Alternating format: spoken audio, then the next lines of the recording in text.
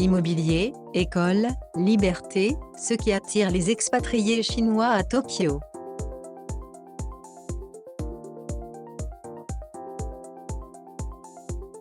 Un phénomène discret mais massif transforme la capitale japonaise, l'arrivée de milliers de Chinois de la classe moyenne. Selon le Financial Times, il serait déjà 10% des nouveaux expatriés installés au Japon. À Tokyo, un nouveau visage de l'expatriation émerge. Depuis quelques années, la capitale japonaise attire une population bien particulière, les Runri, ces membres de la classe moyenne chinoise qui choisissent de quitter leur pays pour chercher, au Japon, stabilité et liberté. Comme l'écrit le Financial Times, le nombre de résidents étrangers au Japon est passé à environ 3,5 millions, soit un peu moins de 3% de la population. Le nombre de résidents étrangers a augmenté en moyenne de 1000 par jour au cours de 2024, dont environ 10% étaient chinois. Ces nouveaux arrivants ne sont ni de simples étudiants de passage ni des ultra-riches en quête de placement. Ce sont des familles avec enfants, des entrepreneurs ou des retraités qui investissent leurs économies pour bâtir une nouvelle vie. Leur motivation mêle rejet des contraintes politiques et économiques de la Chine et attrait pour un cadre perçu comme sûr, propre et bien organisé.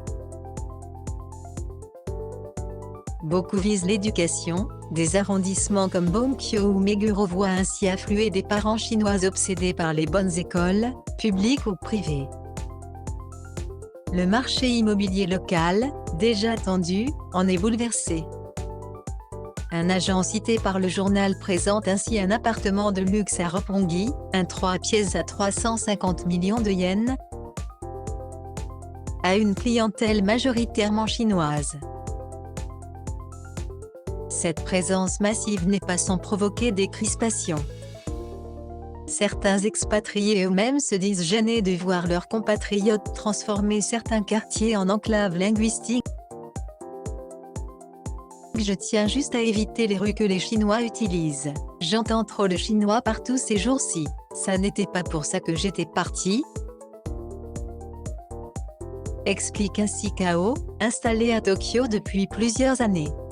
Ce rejet interne illustre les contradictions d'une migration qui cherche à se fondre dans un cadre japonais tout en recréant des réseaux communautaires solides.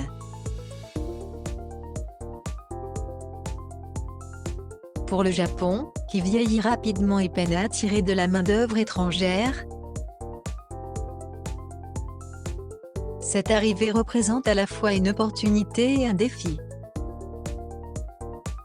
Certains analystes cités par le Financial Times estiment être en train d'observer les premières phases de l'ascension du pays vers le statut de superpuissance de l'immigration. L'expression « inattendue pour une nation longtemps fermée » dit bien l'ampleur du bouleversement. Les autorités, tout en durcissant certains visas, laissent faire, conscientes des bénéfices économiques. Reste que l'essor des Runri pourrait reconfigurer durablement la capitale. L'immobilier renchérit, les écoles se diversifient, et la coexistence culturelle est mise à l'épreuve. Pour ces expatriés venus de Chine, Tokyo est un refuge choisi, une alternative à l'incertitude nationale. Mais pour les Japonais, la présence grandissante de ces nouveaux voisins pourrait devenir un sujet politique majeur.